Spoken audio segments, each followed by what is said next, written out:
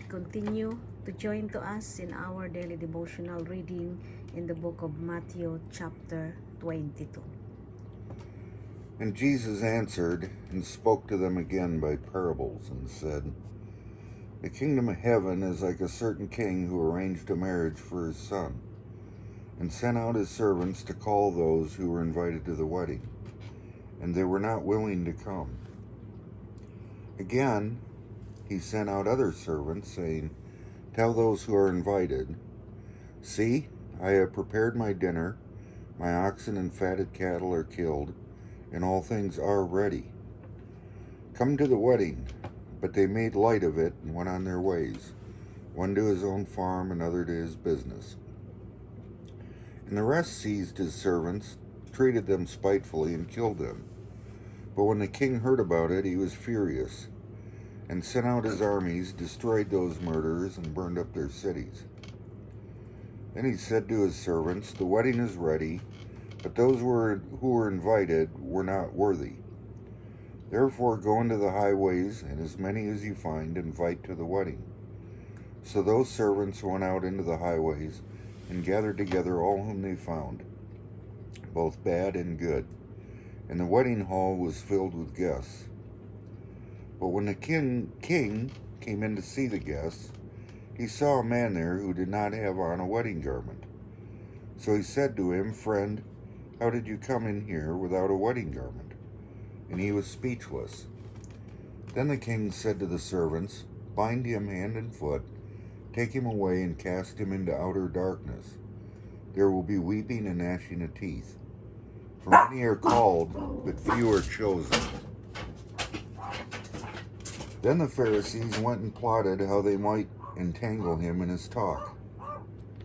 And they sent to him their disciples with the Herodians, saying, Teacher, we know that you are true and teach the way of God in truth, nor do you care about anyone, for you do not regard the person of men. Tell us, therefore, what do you think? Is it lawful to pay taxes to Caesar or not? But Jesus perceived their wickedness and said, Why do you test me, you hypocrites? Show me the tax money. So they brought him a denarius. And he said to them, Whose image and inscription is this? They said to him, Caesar's. And he said to them, Render therefore to Caesar the things that are Caesar's, and to God the things that are God. When they had heard these words, they marveled, and left him and went their way. The same day the Sadducees, who say there is no resurrection, came to him and asked him, saying, Teacher, Moses said that if a man dies, having no children, his brother shall marry his wife and raise up offspring for his brother. Now there were with us 7 brothers. The first died after he had married, and having no offspring, left his wife to his brother. Likewise the second also, and the third, even to the 7th. Last of all, the woman died also. Therefore in the resurrection, whose wife of the 7 will she be? For they all had her. Jesus answered and said to them, You are mistaken, not knowing the Scriptures nor the power of God.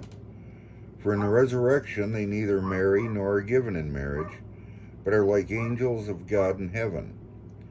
But concerning the resurrection of the dead, have you not read what was spoken to you by God, saying, I am the God of Abraham, the God of Isaac, and the God of Jacob. God is not the God of the dead, but of the living. And when the multitudes heard this, they were astonished at his teaching.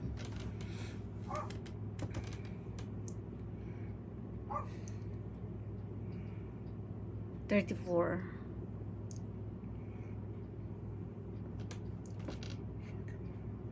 But when the Pharisees heard that he had silenced the Sadducees, they gathered together. Then one of them, a lawyer, asked him a question, testing him and saying, Teacher, which is the great commandment in the law? Jesus said to him, You shall love the Lord your God with all your heart, with all your soul, and with all your mind. This is the first and great commandment. And the second is like it. You shall love your neighbor as yourself. On these 2 commandments hang all the law and prophets. While the Pharisees were gathered together, Jesus asked them, saying, "What do you think about the Christ? Whose son is he?" They said to him, "The son of David." He said to them, "How then does David in the Spirit call him Lord, saying, 'The Lord said to my Lord, sit at my right hand till I make your enemies your footstool'? If David then calls him Lord, how is he his son?" And no one was able to answer him a word, nor from that day on did anyone dare question him any more. Thank you, Lord.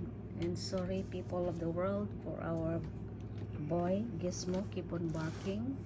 Thank you once again for listening to the Word of God. Have a blessed day to all of you, and good morning once again.